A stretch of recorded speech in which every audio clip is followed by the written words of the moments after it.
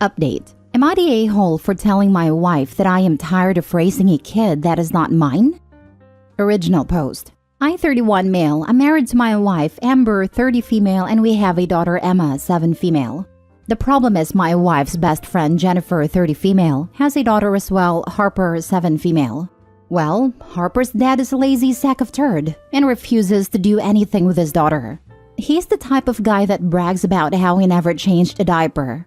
Jennifer and Harper are usually at our house on the weekends because Harper's dad is drinking and watching sports all weekend. On Saturdays, I normally spend all day with my daughter because I don't see her as much as I want during the week. However, with Harper being there every Saturday, anything I do with Emma I have to do with Harper. Take Emma to the zoo? It's Emma, Harper, and I. Taught them both how to ride bikes, take them both to dance class, take them both to the kids' salon, and so on.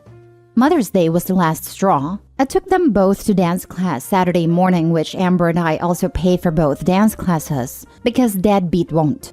On the way home, Emma asked if we could stop to get something for Mom for Mother's Day. I said sure, but then it ended up I had to buy something for Harper to her mom as well. On the way home, I just kept thinking, why am I buying someone else's wife a Mother's Day gift? That's his job. A few days later, because I did not want to ruin Mother's Day, I told my wife that I am tired of raising Harper. Her real father needs to step up. I'm tired of it taking away time I get to spend with Emma. She said that Jennifer is her best friend and that we need to be there for Harper. Now she is not speaking to me and sleeping in the guest bedroom. So am I the a-hole? Just wanted to add some edits to questions I see. Emma and Harper are best friends. It was my idea to spend Saturday with Emma. I work more during the week, so I wanted to spend Saturday with Emma and to give my wife a bit of a break. Now for the top comments before reading the updates. Not a-hole. If your wife wants to step up for Harper, then she needs to do that, not put it on you. She should be taking her places and doing things with her. Amber, Jennifer, Emma, and Harper do things together during the week. My wife is a real good mother to Emma. It's just the dynamics of Saturday that is my issue. Just start taking Emma. If your wife pushes back, tell her that you and Emma need father-daughter time. She and Jennifer can take Harper to do something with them. Focus on the fact that Emma needs you and needs that one-on-one time with you. Why do you pay for her dance classes? Why can't either of Harper's parents do it? I would tell your wife you all have to talk together. It sucks for Harper. Hopefully she won't see this as another man who doesn't want to be around her, but that is not really your fault. Jennifer chose her parent for her child. She isn't holding him accountable, and she should be figuring it out. I would still take the girls out together sometimes. If they're friends, they might like doing things together, but not every single time. That's a lot. I pay for the classes because Emma wanted Harper in class with her. Harper's father is the type who is, my money is my money and Jennifer's money is their money, and he does not want to waste money on classes. Sounds like Jennifer needs a divorce. Not a-hole. Stop taking Harper. It's that simple. You're having a dad-daughter bonding time and don't want a tag-along. If Harper wants to come along on these things, then make her mother come with you all, but not your wife. I hear what you're saying, but I think spending time with Jennifer and her kid might cause long-term issues. You're currently enabling the whole situation. Jennifer doesn't have to require anything of her husband when you are fulfilling the father role every weekend. Conversely, Dad is not feeling any pressure to put down the bottle and start acting like a proper parent. She's allowing this for several reasons. The first is that Jennifer no doubt finds it easier to just let sleeping dogs lie. Why rock the boat with her husband and expect him to step up if she doesn't have to? And she clearly doesn't have to because you are fathering her child every weekend, right along with your own. So it's not like Harper's really missing a father. In fact, she's double dipping in the father category. Jennifer likely needs a break from her kid and you're the only one offering to take her out and do things with her. It's not like she's even having to ask. It's a combination of you volunteering and your wife telling you that you step up. That's gotta be nice for Jennifer. Endless favors without even having to ask. Again, giving Jennifer a break is what the actual father is supposed to be doing. But if they let that duty fall some gullible do-gooder like you, why wouldn't they? Everyone is getting their needs met by you. Even your wife, who gets extra brownie points from her bestie for sharing you in the father role. It costs her nothing to be generous with your time. I wonder how she would feel if you wanted to share yourself in the husband role with Jennifer. I'll bet the crap would hit the proverbial fan. The bottom line is, everyone in this situation is using you to varying degrees except your own daughter. Your problem is lack of boundaries by your wife. Let her know you aren't up for company every single weekend. And from now on, taking Harper out will be a full family event, involving her and Harper's mother, or nothing. Now for the update. So quite a few people have asked for an update on this situation. Sorry it's taken so long, but it's been a hectic few weeks. As for the updates, Amber and I are fine. Her reaction was based on poor word choices by me, poor communication by both of us, and some things I wasn't aware of at a time. The short version is, things at home were much worse than I was aware of for Jennifer, and my wife had only recently found out how bad things were. Mother's Day was the straw that broke the camel's back for Jennifer as well. She was raised in a you must stay together for the kids family.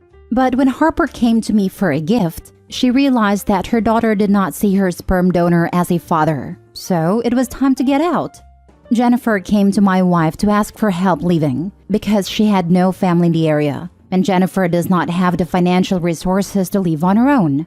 So the night my wife was going to ask me if we could help her is when I told her I was tired of raising someone else's kid. That's what caused her reaction. The Saturday after our initial argument, Jennifer did not come over and Emma went to her grandparents. So my wife and I had a long discussion about what was going on. That was when I found out all the stuff going on with Jennifer. My wife and I decided Jennifer and Harper can stay with us for the time being. My problem was never with those two. It was that I had to take over for the deadbeat. When we told Emma about this, she was super happy her friend was staying with her. We had a conversation with her that if she wants to have time with either parent without Harper, just let us know, and we do not want her to feel left out of anything. Last weekend, with the help of a U-Haul and some friends of mine, we got all of Jennifer's and Harper's stuff and moved it into our house. The good thing is we have a 4-bedroom house, so everyone gets a bedroom. The bad news is my wife's office got moved to the basement. Wish me luck. We shall see how this goes. Just make sure to set boundaries and have a realistic time frame of their setup. It seems villainous to say this, but the last thing you want is some quasi-blended family compound type situation, dude. It is very sweet of y'all to be there for her during this transition, but not doing so could breed spite in the long run. Not to be an a-hole, but an SOP stated that somewhere. Why would that be the default opinion? A lot of people increasingly do want a situation like that. As everything becomes increasingly expensive, it's harder for many families for one parent to stay home or work less. Childcare is expensive. Everything has gotten and is getting more expensive, at a rate that far outstrips pay increases.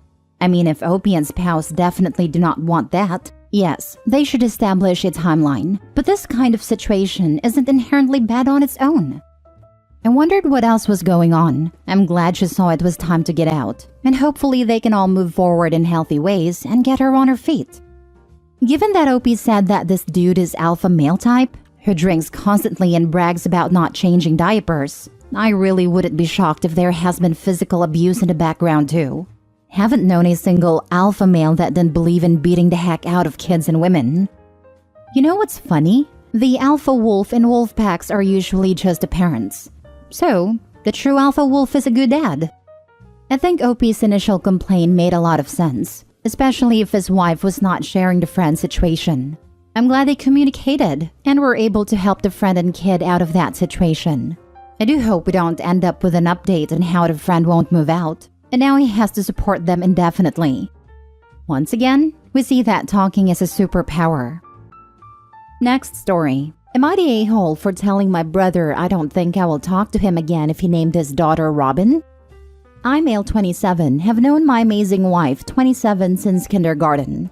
We always hung out with similar people, but didn't start dating until we were 20. My wife is an identical twin, and 6 months into us dating, her twin sister passed away in a car accident caused by a drunk driver. Her twin's name is Robin. My wife and Robin were always best friends, so this loss has been so difficult for my wife. A month ago, my wife had identical twin girls and they both got the middle name Robin. My wife said if we ever had a girl, we wanted Robin to either be her first or middle name. Since my wife and Robin are identical twins, having our twin girls have been so special to her.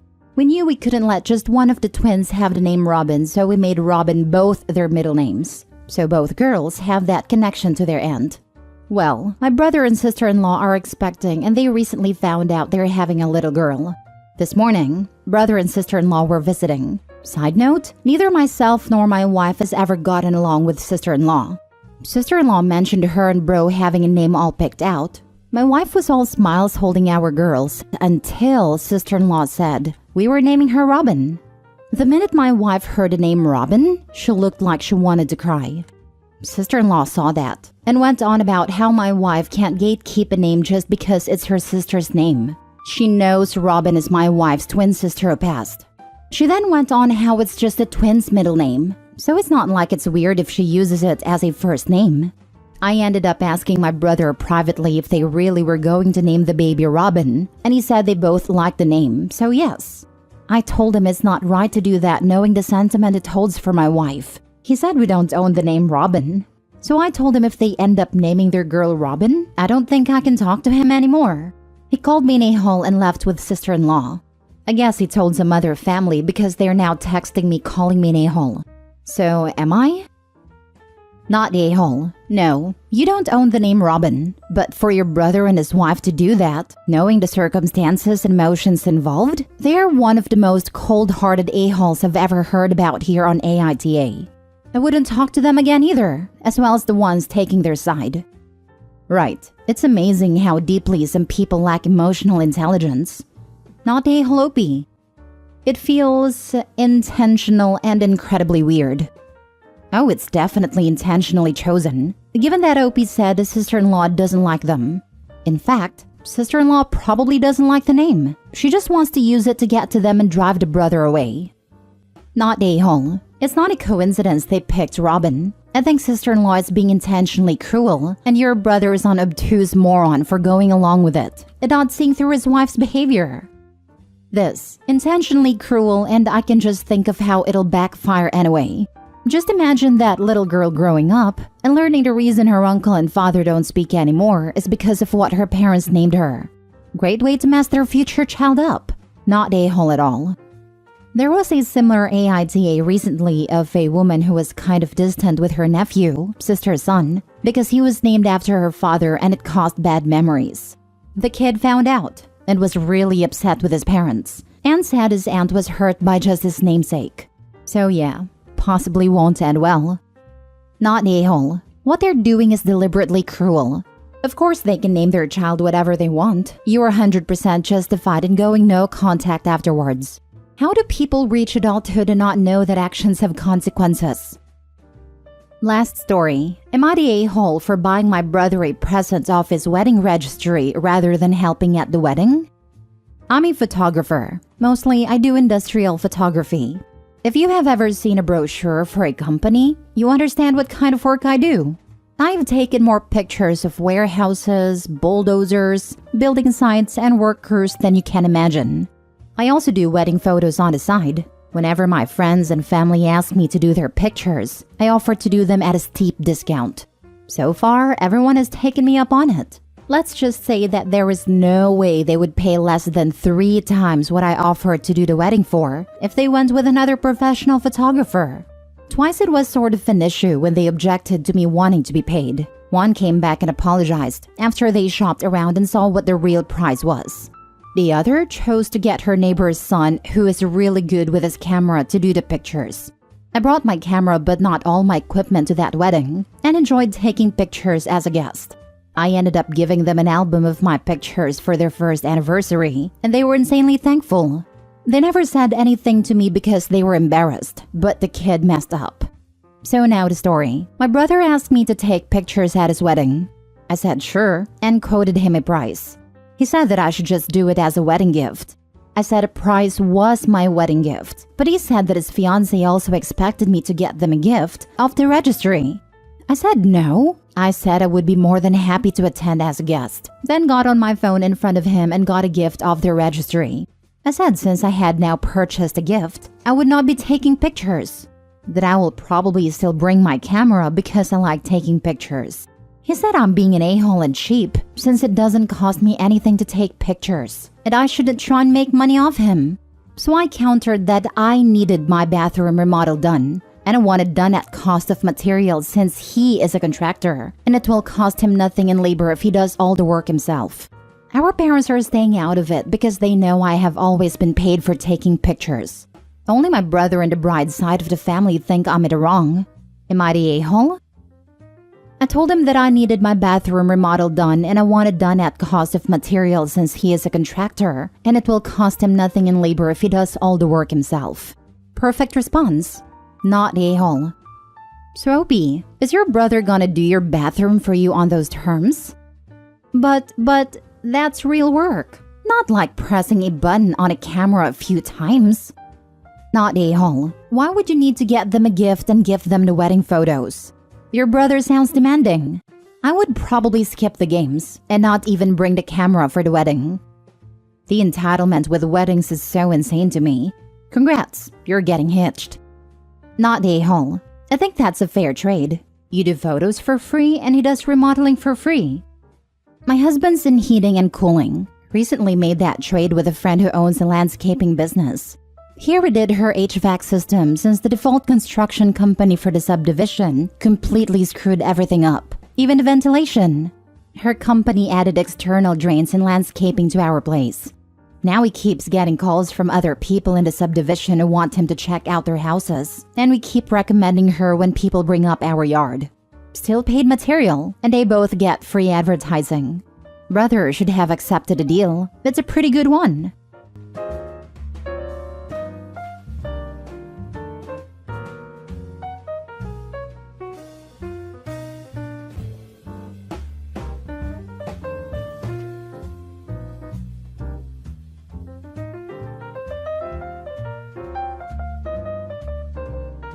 Am I the a-hole for housing my daughter but not my stepdaughter?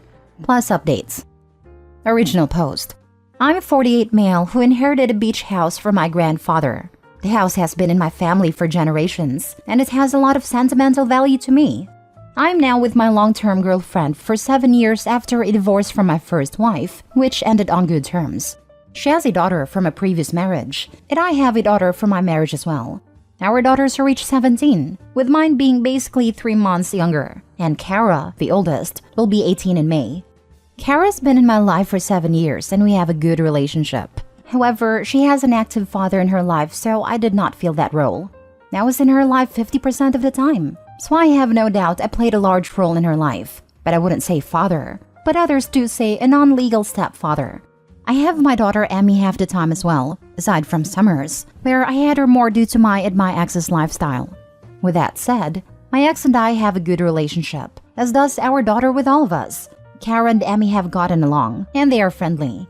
They have made plans independent of myself and my girlfriend, but they don't consider themselves sister or best friends.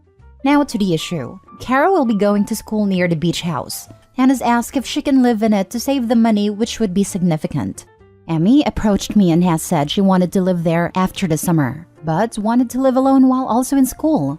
The home is more than big enough for two, but she pointed out that they have very different lifestyles and would be far more comfortable alone or with a friend if I insisted she live with someone. It was a frank conversation, and she brought up the fact that the home will be hers one day, so it made sense. And she's right, the home will be hers by law in a few years, as I will pass it to her. My girlfriend and Kara are very upset and calling it favoritism and pointing out that she will already be set for life between having a free ride to school via scholarships and housing, while Kara will be using loans and may have to take a gap year or attend another school altogether. They are asking me to reconsider, and I think I've damaged my relationship. Am I the a-hole for this decision? I agree that is favoritism, but Emmy's my daughter, so of course I'm going to favor her, right? Now for the top comments before reading the updates. Not the a-hole. You're Kara's mom's boyfriend and not Kara's stepfather, seeing as you're not married. Kara's dad needs to step up and support her if money is an issue. Exactly, since it's mentioned that her bio dad is active in her life. Why not teach both kids how to be responsible and respectful adults? Charge them rent. albeit low since it will be daughters eventually. They learn valuable lessons. Stepdaughter will learn to respect roommates or get kicked out. Daughter will learn about paying bills and be responsible. What will the daughter do when she does get a house but doesn't learn financial responsibility? Will dad be paying for the property taxes and bills? And why is stepdaughter not approaching his daughter to talk about this? This is not even about charging rent. OP's daughter doesn't want to live with a stepdaughter, and certainly not for 3 years. And I see nothing wrong with that. Why isn't stepdaughter and girlfriend talking to his daughter? Maybe addressing any concerns she may have. Instead, they're going to her dad and asking him to force her to live with a stepdaughter? Not the whole. Here's why. Your daughter is a non-party kid. Stepdaughter is a party kid. You own a property. And who in their right mind would let a party kid live in a home way far away who won't be monitored? Drunk kids destroy property all the time, and it's you who will have to fix it. An apartment or anything else means the legal side of you messed it up. Or you have to leave for destruction or noise issues are cut and dried. Whereas with you, even with side stuff, means a longer, harder road. Also, having a party kid with non-party kid who is focused on school means the one with scholarships has to try and deal with keeping grades up and all extra commotion in-house. To me, it's not about your kid versus stepdaughter. It's about keeping property as is and not having the issues of destruction or other child from losing scholarships. Not only do drunk kids destroy property, they can result in legal issues, and legal issues can be huge. I agree. And in addition to property damage, what would happen to OP if party girl or her guests were injured on the property? And OP's daughter earned her scholarships, so they are not a free ride. That always gets me too. I went to college on scholarships. Even after you get them, you have to work your tail off to keep them. A scholarship is not a free ride. Not the whole. For 7 years, your daughter has been pleasant and friendly towards 2 people you brought into her life. Now, she is moving into the next phase of her life, and she would like less contact with them. That seems entirely reasonable. To force her into living with your girlfriend's daughter, especially when there's a lifestyle incompatibility, seems unfair and graceless. You and your girlfriend should be grateful your daughter has made things so easy in terms of the overlapping of your lives.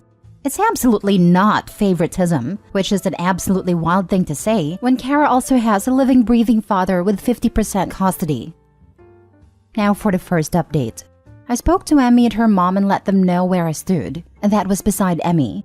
But I also felt that Kara and her mom deserved a genuine conversation. The conversation was this past Friday. The talk started out okay. Obviously, there were some emotions, but I started the conversation with telling everyone there would be no yelling and tears would not be used to influence anyone. After it was all said, and we began, I just proposed the situation as, this is a second home that I own fully and outright. It will be Emmy's fully legally and in name in a few years.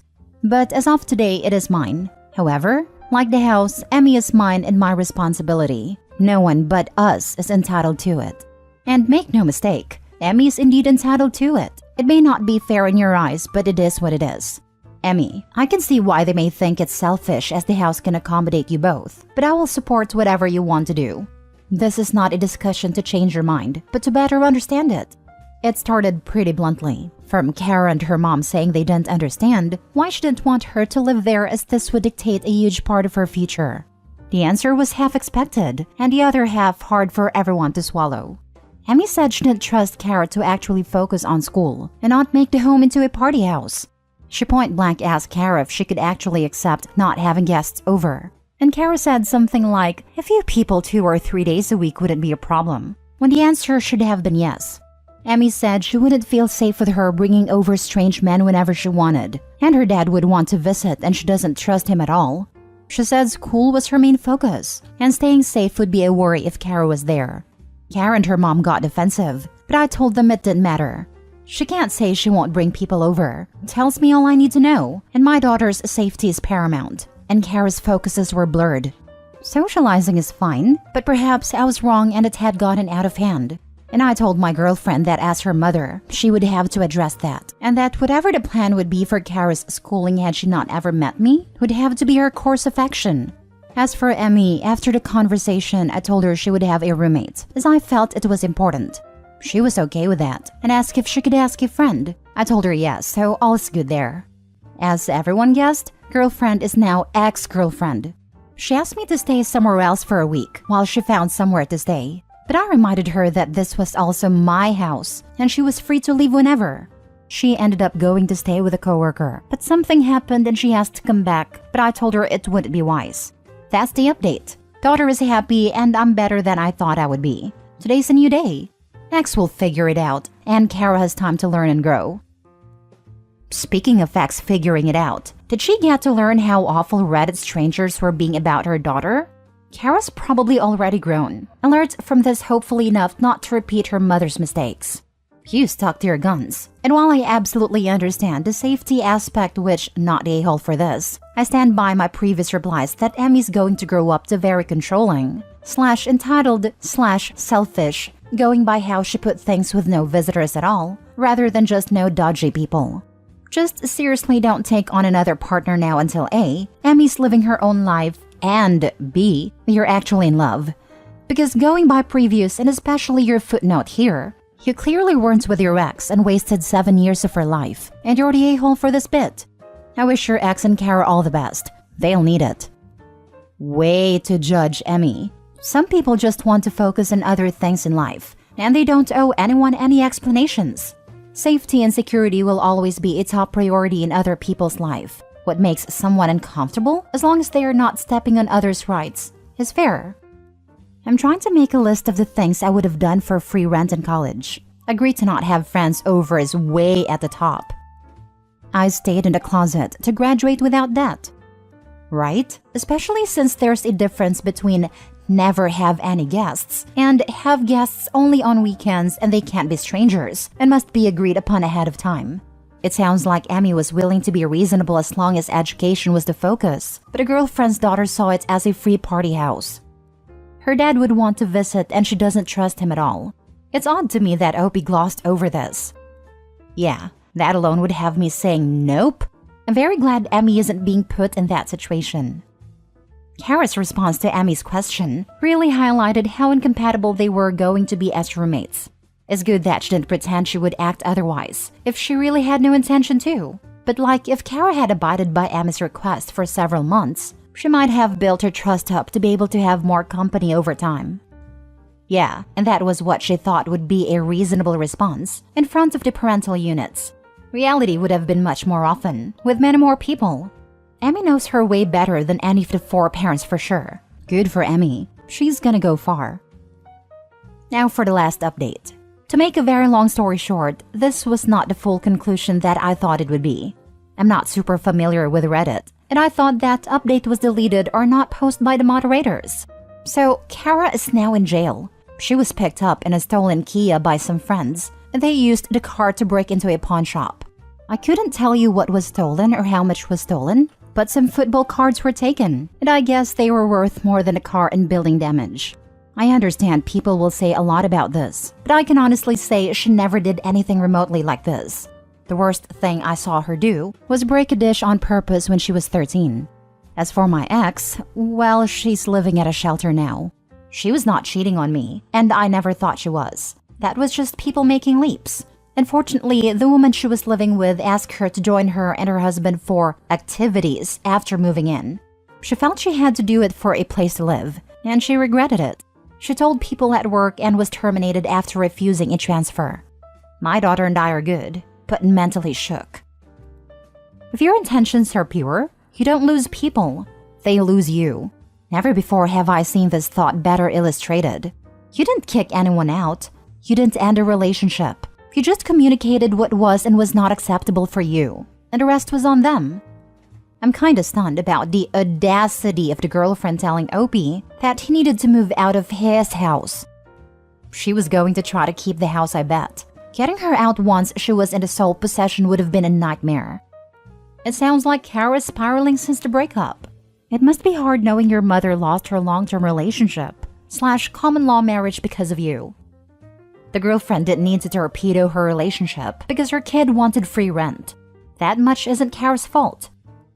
The ex-girlfriend and daughter could have had everything with Opie, and now have nothing because how entitled they were. I do think they were with Opie for the money, to be honest. So I was originally thinking it sucks that they were left so destitute. But then I was like, wait, WTF? They were living with OP for 3 to 4 years. Ex-girlfriend could have been saving up, while OP presumably paid more for expenses. But reading between the lines, she probably didn't do that, and just spent all her money with the expectation of relying on OP for more. It's still crazy how fast they fell though. Last story. Am I the a-hole for not giving a wedding present I promised because I was uninvited? I, 32 male, was invited to a wedding of an acquaintance of mine named Molly a few months ago. I'm not super close to her or her fiancé, but I love weddings, so I said, yeah, I'll go. Now, the relevant part here is that I have a very good career and make an excellent living. Plus, I love giving gifts and splurging a bit. So I spoke with Molly and her fiancé and promised them a custom-made gaming PC since they game together. They were very happy and thanked me a lot. The price of the PC would come out to be a little over $1,500, not counting the monitor I was willing to throw in. Then 2 months ago, Molly told me that, unfortunately, I had to be uninvited to the wedding as part of a cost-cutting measure. She apologized, but assured me it was only because of cost. I was upset, but let it go. Then I found out a week or so later from a mutual acquaintance that was still going, that Molly told her she had to cut people because she needed the invites for some of the groom's family who decided to come. I was angry, so I decided not to give Molly the PC I promised. Molly's wedding happened 2 weeks ago, and from what I can tell, it was a nice ceremony. Afterward, she actually texted me, asking if we can talk about when the PC would arrive. I asked if we could call. She said yes, and I told her that since I didn't go to the wedding, that I wasn't going to get her a gift. We had a long argument, where she said I was being petty, and that I was holding it against her that I couldn't come, and that I made a promise. I didn't tell her what I knew because I wanted to protect the person who told me. She called me a petty a-hole and complained to our friend group. I explained to few select people the whole story and most agreed with me, but some said that weddings cause people to make tough decisions that aren't personal. So now I'm doubting myself. Maybe it wasn't personal and I'm just being petty. But she did lie to me and uninvited me while still expecting an expensive gift from me. So guys, am I the a-hole? Edit. Anyway, I just had to say that I didn't feel entitled to being invited over the groom's family. I just didn't appreciate being lied to.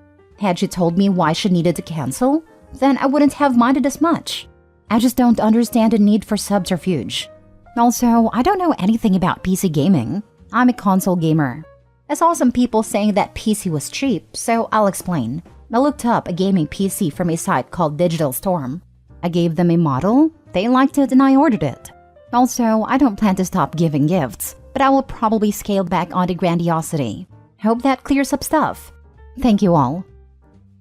Molly's delusional if she expects an acquaintance who was uninvited to still give a gift. Not the a-hole. There's honestly nothing else to say here. This is it. End of story. And a gift of that magnitude? Sheesh. That's the real reason she's angry. If she was expecting a small gift from OP, there would be no issue here. She realized she lost out on an awesome gift, and she's mad about it. I'm not sure how she didn't see that coming, to be honest. Like that should have been the expected outcome of uninviting someone. Not the a-hole. Wedding presents are commonly given by wedding guests and close family and friends. You weren't any of those things. And on that note, you aren't particularly close. So why did she invite you? Other than your generous reputation? Seems to me she tried to pull a fast one and failed. Well, we're part of the same circles. We've gotten closer over the past year, and she invited some people from our friend group. I made the initial cut, I guess. Plus, I guess she did hear about my gift giving. I would never have the poor taste to uninvite a friend from an event and still expect a gift. If anything, she should be making it up to you.